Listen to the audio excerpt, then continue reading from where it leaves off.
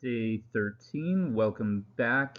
Today's agenda, we're going to read a text, answer some multiple choice questions, and write an open response. All right, this idea of suffrage comes up in the text a lot today. Suffrage means voting rights, and you'll hear the term also suffragist, which is somebody fighting for their right to vote in political elections. In the United States, until the year 1920, women actually didn't have the legal right to vote in political elections. So the women's suffrage movement began around that time, which was a movement of women advocating for their right to vote in political elections. They did so through protests and marches and rallies and different advocacy strategies. Um, there was within that movement additional discrimination against African American women. Um, so they had to fight even harder for their own right to vote, not only against the legal system and those in power who were dictating voting rights, but within the women's suffrage movement itself. Some of the women involved didn't necessarily want African American women to join their cause and to be a part of the movement. Um, so they had to fight not only for their rights to vote within the country, but for their rights to participate in the women's suffrage movement itself. During this time, though, some really heroic, courageous African American women suffragists um, stepped up and really led the way for African American women's voting rights at that time. And in this text, we're going to learn about three of them in particular, those being Sojourner Truth, Ida B. Wells, and Mary Church Terrell. So that's what we're going to learn about in the text today.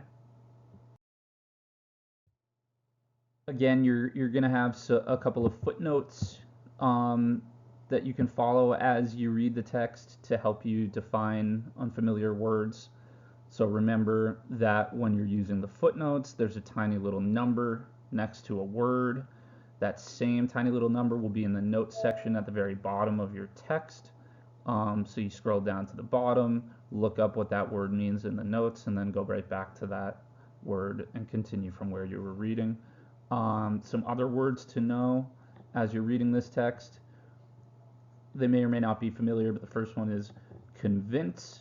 So if I want to convince somebody of something, it means I want to persuade them. I want to make them change their mind and agree with me. To ignore is to not pay attention to somebody or not listen to them. And an activist is somebody who fights for a cause that they really believe in.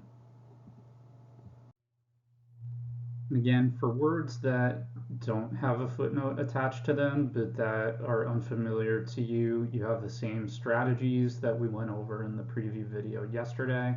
So you can use your context clues, you can break down the word, and you can use either your English to Spanish or English to English dictionary. For the multiple choice section, again, you're going to be looking for the central idea or the most important overall information that the author wants you to understand from reading the text, as well as a piece of evidence to support your answer to a previous question. So taking a quote from the text that proves your answer to the prior question was correct, and also a question about the structure or the organization of the text. Strategies for multiple choice: remember to break down the question, annotate, slash the trash, eliminate obviously wrong answers, label distractors, and then choose the best one. So for open response today, we have a new prompt. Your prompt is going to be, how did race impact African American women's experience in the suffrage movement? Right, so the experience for African American women as they're advocating for their voting rights is different because of their race than the experience of other women. So you're investigating and responding to the prompt asking you how this racial difference impacted their experience. Your steps for success on this response are listed in more detail on the assignment itself, but basically your steps are going to be to open the PDF copy of the article in Google Classroom. Um, and then as you're reading that, as you're going through that article, you're using it to plan your essay in the graphic organizer on the assignment. After you've filled in the graphic organizer in order to plan your essay, you should then actually start writing out your response. Um, and once you've finished a full draft of the response, please do go back and edit it for any spelling and grammar mistakes, looking for run-on sentences, for example, and then submit the final version of your draft. In terms of structure for this response, you want to start out with a thesis statement, which we'll go into more detail in a moment about, and then you're going to have two body paragraphs, both in the TEE format. So thesis, body 1, body 2. Some CFS for writing quality thesis statements. When you're taking an essay prompt and using that to create your thesis statement, you always want to do something that's called turning the question around.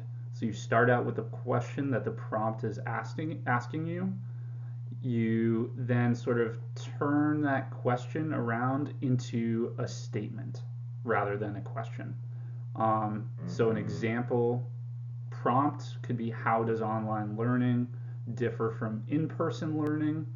In order to turn the question around here, I'm going to eliminate the question words, how does, and then twist the wording of the remaining prompt into a statement rather than question form.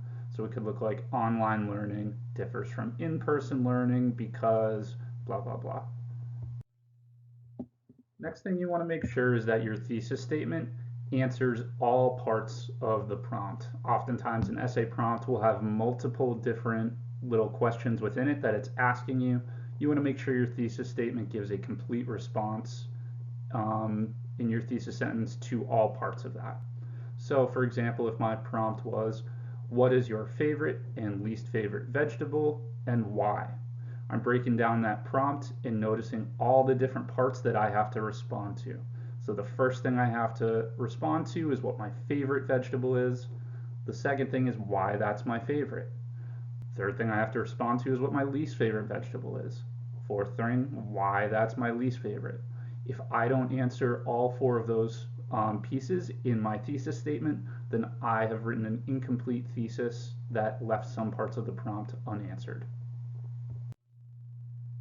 Lastly, your thesis statement should function as a preview for your body paragraph topic sentences, right? It's basically a roadmap for what the structure of your essay is going to be after the thesis. So in my thesis response to the prompt about vegetables, I could write the best vegetable is broccoli because it looks like a tree, and the worst is lettuce because it tastes like nothing, right? So I see the first piece of my thesis statement here, the best vegetable is broccoli because it looks like a tree. I identify that as basically the roadmap for my body paragraph 1 topic sentence. I can say broccoli is the best vegetable because it resembles a tree.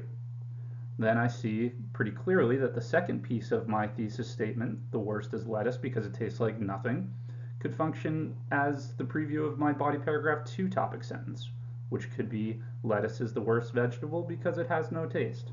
Right? So I've designed a pretty clear preview or roadmap for my body paragraphs in my single sentence thesis statement.